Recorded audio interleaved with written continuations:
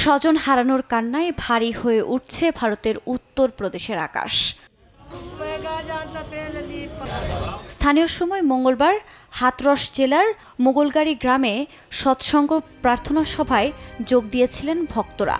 এ সময় অনুষ্ঠানের শেষের দিকে হঠাৎই বিশৃঙ্খলার সৃষ্টি হয়। এতে দিক বিদিক ছোটাছুটি করতে থাকেন মানুষ, আর তারপরই পদপৃষ্ঠের ঘটনা ঘটে। স্থানীয় কর্তৃপক্ষ জানিয়েছে, এ ঘটনায় বহু হতাহতের খবর পাওয়া গেছে।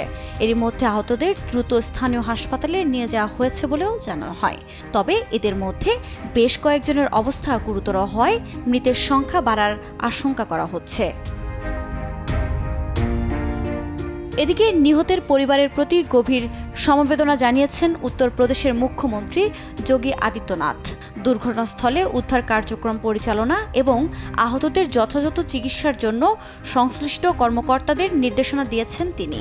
একই সঙ্গে এই দুর্ঘটনার কারণ জানতে পুলিশকে তদন্তের নির্দেশনাও দেওয়া হয়েছে। এরই মধ্যে নিহতের পরিবারের প্রতি সমবেদনা জানিয়েছেন ভারতের রাষ্ট্রপতি দ্রৌপদী মুর্মু।